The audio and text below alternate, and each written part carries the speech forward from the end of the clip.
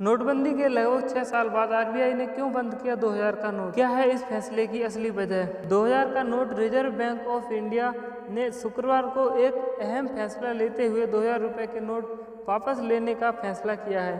क्या आपको पता है आखिरकार सरकार ने 2016 में नोटबंदी के 6.5 साल बाद यह फैसला क्यों लिया है? आरबीआई ने शुक्रवार को 2000 रुपये के नोट को सर्कुलेशन से बाहर करने का ऐलान किया है।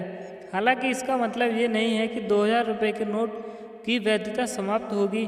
फिलहाल 2000 रुपये के नोट चलते रहेंगे। रिजर्व बैंक के इस कदम से एक बार फिर नोटबंदी की यादें ताज़ा हो गई हैं। इस बार लोगों को किसी भी तरह से घबराने की जरूरत नहीं है, क्योंकि फिलहाल 2000 रुपये के नोट बाजार में चलते रहेंगे।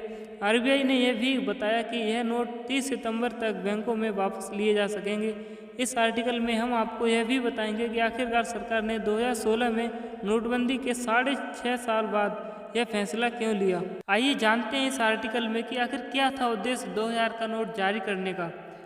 आरबीआई ने नवंबर 2016 में 2000 के नोट जारी किया था। इन नोटों को आरबीआई कानून 1934 की धारा 24(1) के तहत जारी किया गया था। सरकार ने फैसला इसलिए लिया था ताकि उस समय बाजार में मौजूद 500 और 1000 रुपये के जो करेंसी नोटबंदी के तहत हटाई गई थी, उससे अर्थव्यवस्था पर पड़ने वाले असर को कम किया जा सके। आरबीआई के मुताबिक 2000 के करीब 89% नोट मार्च 2017 से पहले ही जारी हो गए थे।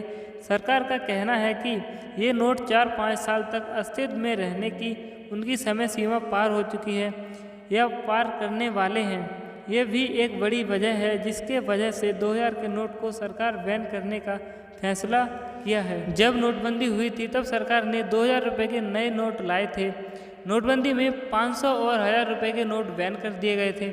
बाजार में उतारने के बाद नोट चलन में लाने का उद्देश्य भी पूरा हो गया। साल 2018 से 2019 में सरकार ने 2000 रुपये के नोट छापना बंद कर दिया था। आरबीआई के मुताबिक 2000 रुपये के नोटों को आमतौर पर लेन देन में बहुत ज़्यादा इस्तेमाल नहीं किया जा रहा था। आरबीआई की क्लीन नोट पॉलिसी के तहत यह फैसला लिया गया कि 2000 के नोटों को चलन से हटा दिया जाए। हालांकि आपके पास पूरा समय होगा कि आप बैंक जाकर अपने पास रखे 2000 के नोटों को बदल सकें।